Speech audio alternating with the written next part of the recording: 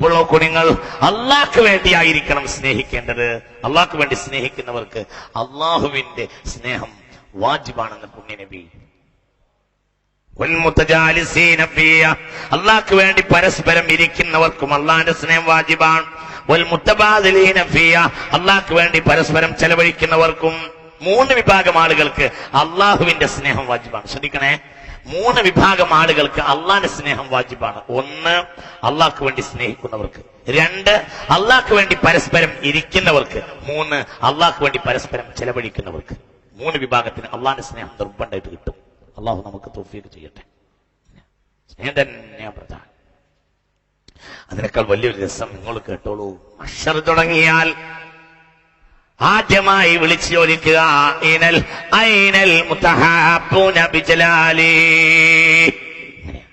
ഏറ്റവും നിസ്കരിച്ചവർ വരൂ. അത് കേൾക്കണേ മനുഷ്യന്മാരെ ഭയങ്കര കൂലി കിട്ടുന്ന കാര്യമായി പറയുന്നത്.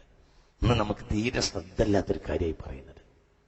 മഹ്ശർ തുടങ്ങിയാൽ ആദ്യം വിളിച്ചു ചോദിക്കുന്ന വിളിയാളം ഏറ്റവും കൂടുതൽ നിസ്കരിച്ചവർ വരൂ എന്നല്ല, ഏറ്റവും നോമ്പുനോറ്റവർ വരൂ എന്നുമല്ല.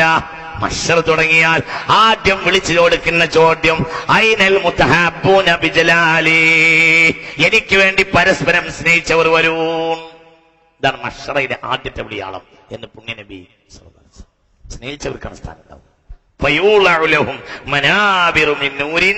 അവർക്ക് അല്ലാഹു തആല പ്രകാശത്തിന്റെ കെട്ടിക്കൊടുക്കും. ആ സ്റ്റേജിലേക്ക് അവർ കയറിപ്പോകുമ്പോൾ അമ്പിയാക്കൾക്ക് പോലും കൊടി തോന്നുമെന്ന് പുണ്യനബി അമ്പിയാക്കൾക്ക് പോലും കൊടി വരും.